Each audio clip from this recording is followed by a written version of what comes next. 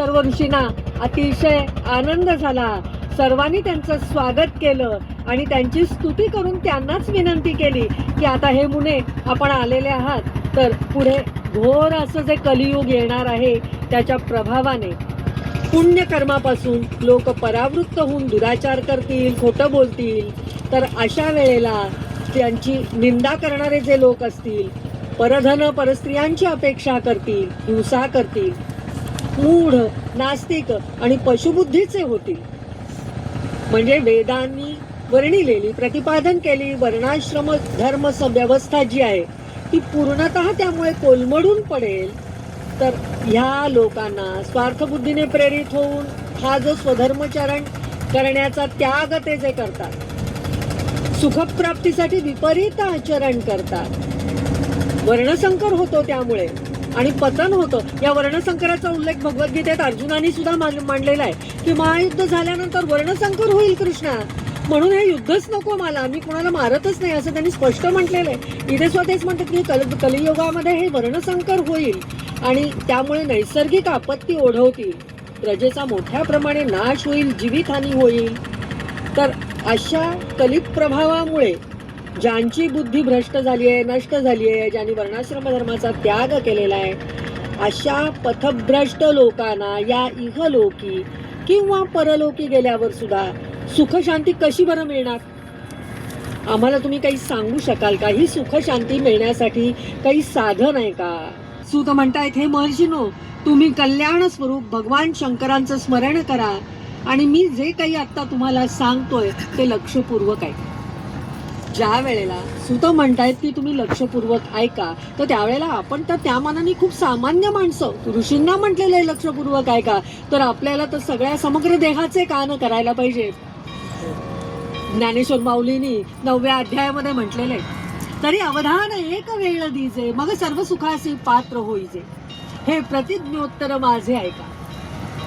तुम्हा सर्वज्ञांच्या समाजी, तुमच्या सर्व बहुश्रुत सुश्रुत असलेल्या अशा सर्व श्रोत्यांच्या जवळ मी ज्ञानमाऊलींच्याच शब्दामध्ये तुम्हाला प्रार्थना करते की तुम्ही हे शिवपुराण सर्वांगाचे कान करून ऐका, म्हणजे तुम्हालाही त्याचा मॅक्झिमम जास्तीत जास्त फायदा करून घेता येईल. आणि पुढे आपल्याला ते काय सांगतायत सूत ते आपण पाहूया. शिवपुराण हे साक्षात अमृत आहे, वेदांच्या सारतत्वातून प्रकट झालेले. यात भक्ती, ज्ञान, वैराग्य, वेदांत सगळं प्रतिपादन केलेलं आहे, वर्णन केलेलं आहे. वर्तमान कल्पात सृष्टीला आरंभ झाला तेव्हा 6 ऋषिकुळातील महर्षींमध्ये सर्वात श्रेष्ठ कोण आहे या मुद्द्यावरून वाद झाला. त्यात वसिष्ठ, विश्वामित्र, आत्री, जमदग्नी, भारद्वाज, गौतम असे सगळे ऋषी होते आणि यांच्यात वाद झाला. जर ऋषींमध्ये वाद होतो तर आपल्यासारख्या सामान्यांची काय कथा? आपल्यामध्ये तर वाद कायमच चालू असतात निरनिराळ्या कारणांसाठी.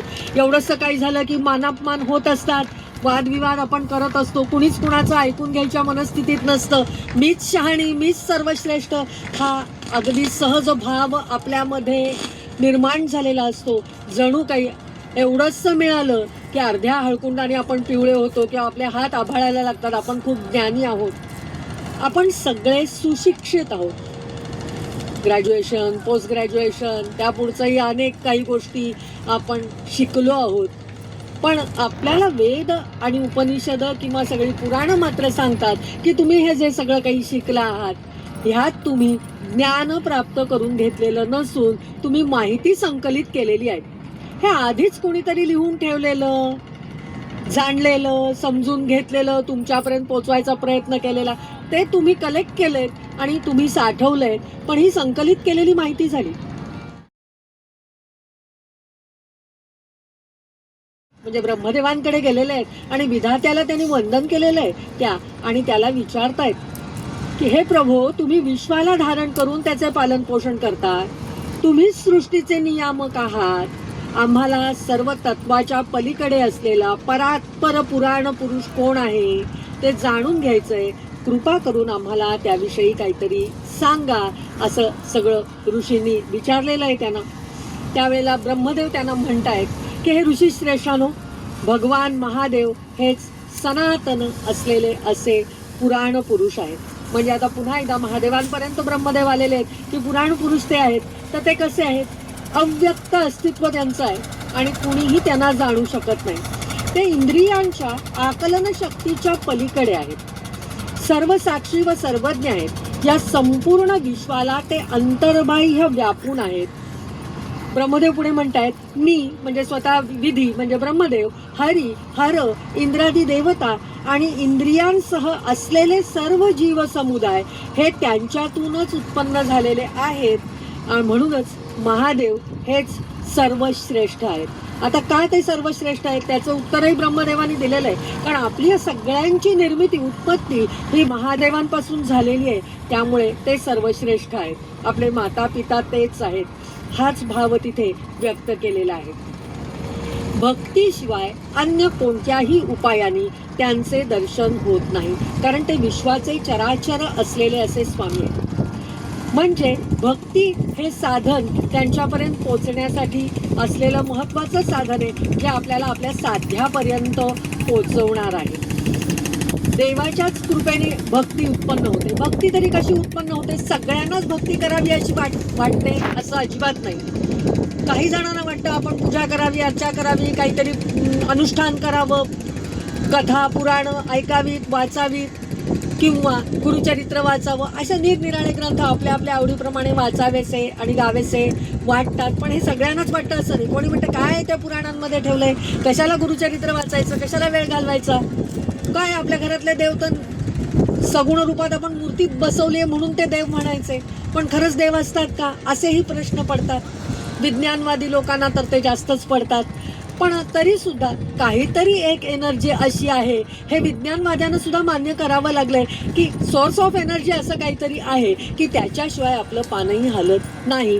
आणि ती एनर्जी सगळ्यांवर प्रभुत्व गाजवते आणि त्याच एनर्जीला आपण इथे शिव असं म्हटलेलं आहे. आणि भक्ती असेल तर ते शिवतत्व जे काय आहे ते समजलं नाही, आकलन झालं नाही, तरी सुद्धा त्या शिवतत्वापर्यंत आपण पोचवतो.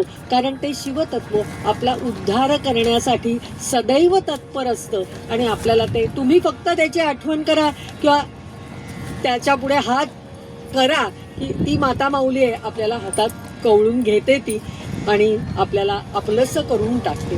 जो कर्मफलाविषयी अत्यंत निस्पृह असतो, जो निष्काम भक्ती करतो, तोच खरा साधक. सेवा करा तुम्ही. मग आता सेवा करायची म्हणजे काय करायचं? म्हणजे काही नर्सेस व्हायचंय का आम्हाला? हॉस्पिटलमध्ये जाऊन सेवा करायची, रुग्णांची सेवा करायची? तर असं नाही. आपल्याकडे घरी असलेल्या ज्येष्ठांची सेवा करा, आपल्याकडे असलेल्या लहानांची सेवा करा. कुणी आजारी आहे, कुणी अंध आहे, कुणी ज्यांना ज्या ज्या उणीवा ज्यांच्याकडे आहेत त्या उणीवा पुऱ्या करण्यासाठी त्या उणीवांमध्ये त्यांना जे आपल्याला ज्या पद्धतीने सहाय्य करता येईल ही सेवा त्यांना अपेक्षित आहे. हा सेवाभाव आपल्याकडे असला पाहिजे. आणि ही सेवा करताना कर्मफलाविषयी निस्पृह असलं पाहिजे. म्हणजे कर्मफलाची अपेक्षा आपल्याला असता कामा नये. मी एवढं दान केलं किंवा हा अंध आहे, मी याला वाचून दाखवलं तर यांनी मला काहीतरी, तुम्ही छान केलं, हे तुम्हाला पैसे घ्या किंवा तुम्हाला पुण्य प्राप्त होईल असं त्यांनी काहीतरी म्हणावं, त्यांनी आपल्याला सदिच्छा द्याव्यात, हा सुद्धा भाव तिथे अपेक्षित नाहीये. इतक्या निष्पृहपणे आपल्याला ती सेवा करायची आहे असं तिथे त्यांनी सांगितलंय. निष्काम भक्ती सांगितलेली. आपल्याला भगवद्गीतेमध्ये सुद्धा ही निष्काम भक्तीच अपेक्षित आहे असं सांगितलेलं आहे. तिथे सुद्धा त्यांनी सांगितलं की फळाची आशा करू नका, तुम्ही कर्म करत राहा. कर्म आपल्याला कुठल्याही पद्धतीने सोडायचं नाहीये. कर्माचा अवलंब करता करताच सेवा हे सुद्धा कर्म करायचं आहे. हे उत्तम साधन आहे त्यासाठी, आपल्याला साध्याकडे पोहोचण्यासाठी. त्यामुळे म्हणजेच जेव्हा जेव्हा आपण कर्म करणार आहोत तेव्हा हे कर्म आपण त्या शिवचरणी अर्पण करायचं आहे. हा भाव तिथे सांगितलेला आहे. करचरण कृतं वा कायजं कर्मजं वा श्रवणनयनजं वा मानसं वा पराधं विहितं विहितं वा सर्वमेतत् क्षमस्व. जय जय करुणाब्धे श्री महादेव शंभो. करचरण कृतं वा, हाताने असो, पायानी असो, मनानी असो, वाणीनी असो, जे जे तुम्ही कर्म केलेले आहेत ते कर्म तुम्ही अर्पण करायचं शिवाला की तुला हे हरिओम तत्सत, तुला हे अर्पण, हे माझं नाही. याचा कर्तृत्व भावही मी घेत नाही. नाहम करता हरिही करता, हरिही करता ही केवलम. हा भाव सातत्याने ठेवला पाहिजे. आणि ज्या वेळेला हा भाव ठेवला जातो त्यावेळेला आपल्याला त्या भगवंतांपर्यंत पोचता येतो. नव्हे भगवंत आपल्याला त्याच्याकडे घेऊन जातात. ते म्हणतात, कानांनी भगवन नामाचं चिंतन ऐकावं केलेलं, वाणीने भगवंतांचं स्तवन किंवा कीर्तन करावं आणि मनाने भगवंतांचं चिंतन करावं. 3 मार्ग त्यांनी सांगितले आपल्याला. पहिला मार्ग सांगितलाय श्रवण मार्ग. तुम्ही ऐका. काय ऐका? तर भगवत नाम ऐका. आपण अथर्व शीर्ष सगळेजण म्हणत असाल आणि त्या अथर्व शीर्षात आपण पहिल्यांदा शांती मंत्र म्हणतो. ओम भद्रं कर्णेभिः शृणुयाम देवा. शृणुयाम ऐका. काय ऐका? भद्रं कल्याणकारी असेल ते ऐका. पण आपला सर्वसामान्य माणसांचा स्वभाव कसा असतो? भांडण चालू असेल, कोण कोणाची निंदा करत असेल तर आपले कान आधी तिथे जातात. काय चाललंय तिथे? म्हणजे आपण पहिल्यांदा वाईट ऐकायला प्रवृत्त होतो. तर इथे आपल्याला शिव सांगतात की वाईट ऐकायला प्रवृत्त होऊ नका. जिथे चांगलं काही चाललंय तिथे तुमचे कान धावू देत. तुमच्या कानांनी फक्त तेच ऐकावं. तुमच्या तनामनात जेव्हा तुम्ही ऐकता तेव्हा ते उतरतं, हृदयापर्यंत पोचतं, बुद्धीपर्यंत पोचतं आणि मग त्याच्यानंतर जेव्हा तुम्ही खूप खूप खूप सारखं श्रवण करता, श्रवणामध्ये नुसतं ऐकणं येत नाही तर पठण म्हणजे वाचन पण येतं. सद्ग्रंथांचं वाचन हेही श्रवणामध्ये येतं. दासबोधात सुद्धा ह्याच्यावर पूर्ण समास त्यांनी दिलेला आहे नवविधा भक्तीवर.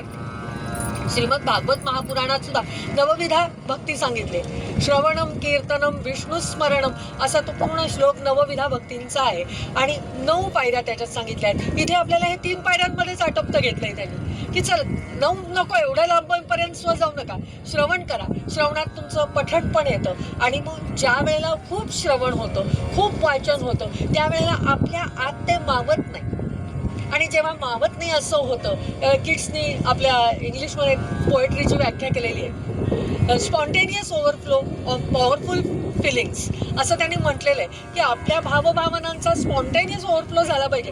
तो थ्रो आहे आणि ज्या वेळेला तो थ्रो होतो, ती फिलिंग्स तुमच्या आत मावत नाही, त्यावेळेला तुम्ही सहजपणे ते कीर्तन करता. तुमच्या तोंडून ते सहज याला सांग त्याला सांग, अगं मी हे वाचलं, हे मी ऐकलं, असं मला वाटलं, म्हणजे त्यावर तुमचंही चिंतन तुम्ही तिथे सांगून मोकळे होता आणि दुसऱ्याला आपण जे चांगलं ऐकलंय त्या मार्गावर यावं असा भाव तुमच्याकडनं. बरं त्यावेळेला पण करता, वाचता, ऐकता 4 लोकांचं, त्यावेळेला तुम्हाला बुद्धी आहे. मनुष्य देह दिलाय, नरदेहाला बुद्धीचं एक मोठं वरदान दिलेलं आहे. त्यामुळे बुद्धीचं आणि विवेकाचं, विचार करण्याचं वरदान दिलेलं असल्यामुळे आपण जे ऐकलं त्याच्यावर आपली बुद्धी विचार करते. योग्य काय आहे, अयोग्य काय आहे, मला काय पटतंय, मला काय पटत नाही आणि मग त्यातनं निवड आहे. म्हणजे एवढे त्याला ॲस्पेक्ट्स आहेत, दृष्टिकोन आहेत आणि मग तुमची निवड झाल्यानंतर तुम्हाला ते पटलेलं असतं म्हणून तुम्ही ते निवडलेलं असतं आणि मग आपोआपच तुम्ही ते सांगता. त्यामुळे त्याबरोबर तुमचं चिंतन आतमध्ये घडलेलं असतं आणि हे चिंतन त्यांना अपेक्षित आहे. आणि ही शिवपदाची, शिवपदप्राप्तीची महान 3 साधनं आपल्याला त्यांनी सांगितली: श्रवण, कीर्तन आणि मनन. आणि हे कसं करायचं आहे तर हे सुद्धा ते आपल्याला सांगतात की 24 तास तुमच्याकडून हे केलं गेलं पाहिजे. एखादी गोष्ट किंवा एखादं गाणं किंवा एखादे चांगले सूर आपण जर सकाळी सकाळी ऐकलेले असतील, ते जर आपल्या मनाला भिडलेले असतील तर आपण दिवसभर ते गुणगुणत राहतो. ते आपल्याला कोणी सांगायला लागत नाही की हे गुणगुण तू दिवसभर, आपोआप आपल्याकडनं ती आवडलेली गोष्ट केली जाते. तसंच ज्या वेळेला सातत्याने आपण ह्या देवांचं वर्णन ऐकत जातो, या तत्वांचं, देव असं नको म्हणूया आपण, त्याला आपल्याला जर पटत नसेल तर आपण देव ही संकल्पना बाजूला ठेवूया, आपण ते म्हणूया सोर्स ऑफ एनर्जी. जे तत्व आहे, प्रिन्सिपल जे त्यातलं महत्वाचं आहे ते आपण धरून ठेवूया. त्या तत्वाला सोडून आपल्याला जगताच येत नाही. आपण जरी नाकारायचा प्रयत्न केला तरी ते तत्व आपल्या आतमध्ये आहेच ना, ते कुठे जाणार? आणि हे तत्व आपल्या आतमध्ये आहे ते त्याला आपण चैतन्य म्हणतो, त्याला आपण प्राण म्हणतो, त्याला आपण आत्मा म्हणतो, त्याला नावं आपण काहीही देऊ शकतो. पण ज्या वेळेला निश्चेष्ट कलेवर पडतं आपल्या समोर, एखादी डेड बॉडी असते, त्यावेळेला आपण म्हणतो अरे यातला प्राण निघून गेला, यातलं चैतन्य गेलं, यातलं आत्मतत्व गेलं. आता काय म्हणजे निष्प्राण देह पंचमहाभूतांपासून पडले बनलेला देह मात्र तिथे शिल्लक राहिलाय. म्हणजे जे काही मूळ तत्व त्या देहाला चालवणारं होतं ते तिथनं निघून गेलंय हे आपल्याला मान्यच करावं लागतं. आणि ह्या तत्वाचीच साधना करायची असेल, या तत्वापर्यंत आपल्याला पोचायचं असेल तर आपल्याला तीच साधनं सांगितली: श्रवण, कीर्तन आणि